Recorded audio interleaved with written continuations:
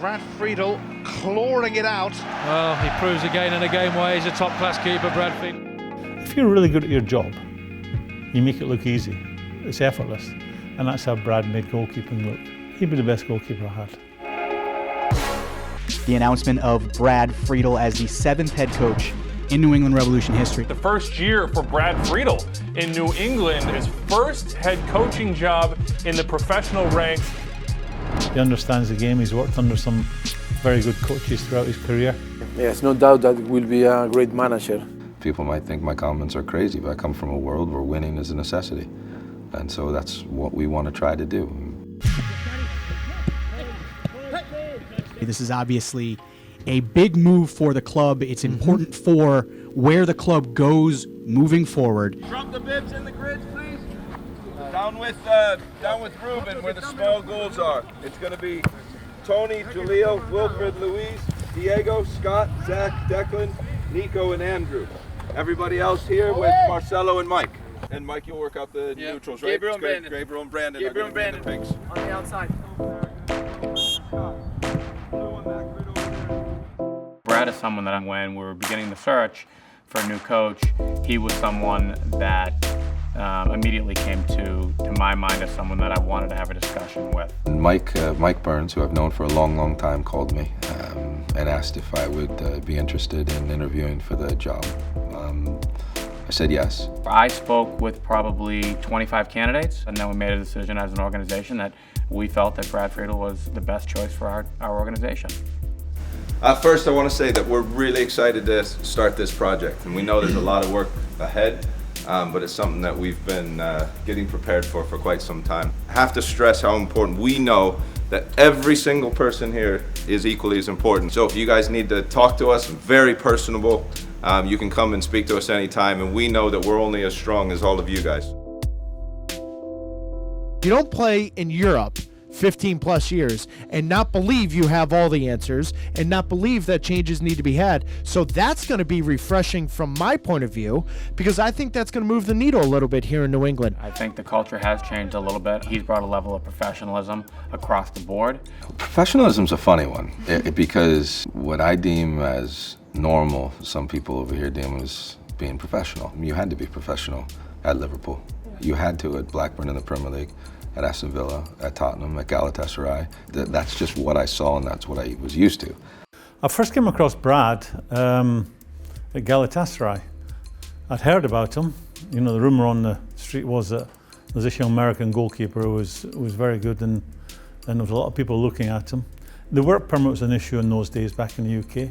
But he ended up at Galatasaray, and oh boy, were we lucky to get him. He's a fabulous goalkeeper. I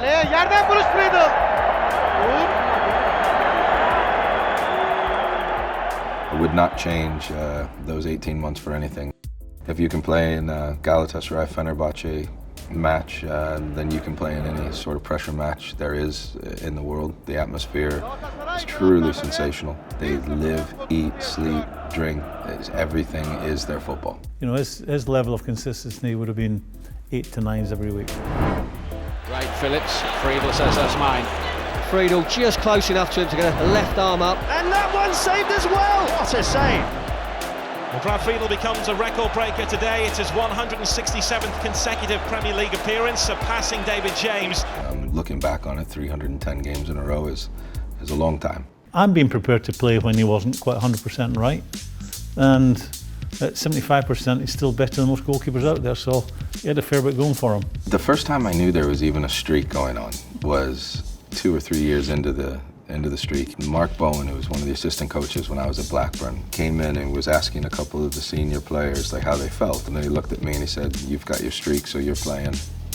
What streak is that?" And I never thought about it again until I was at Aston Villa. And they said, "You're about to break the record." I was fortunate to play in 2 Olympics and 3 World Cups. The 2002 was our best run at the World Cup.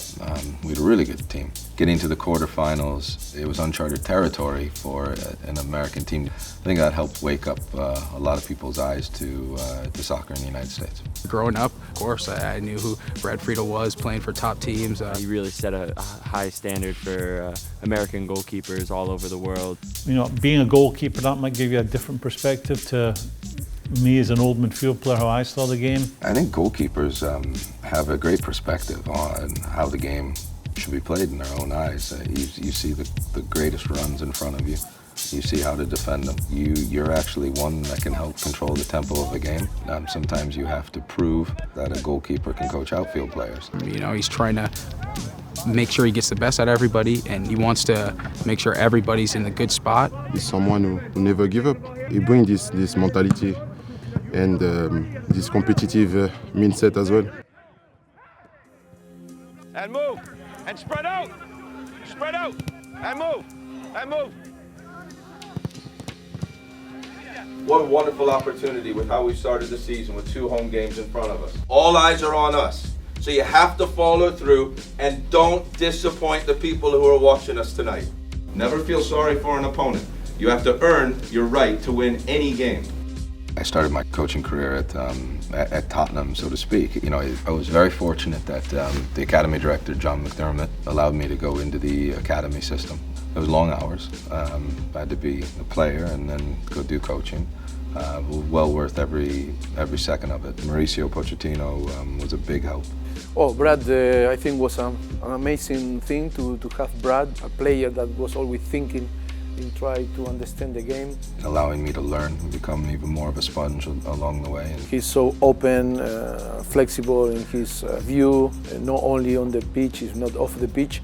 He has a strong character, but in the same way, he loves to analyze and to understand everything. There are a lot of finer details, and Mauricio was the one that opened my eyes to that. What people will see in Brad is honest, he's got integrity. You know, he'll tell them things that maybe sometimes don't enjoy being told, but that really for me is the only way to work. Since preseason, he's been pushing the envelope, and I think now we're able to see all that hard work kind of come to fruition. There's still, you know, ways that we can go, but right now I think we're in a good spot, and it's a good change of scenery. Teal still going, picks up his head, and it's 3! We're going to give the Revs some love today. How about that? They seem to have kind of found their footing under Brad Friedel. They've put together a string of really positive results. There's a lot to be excited about.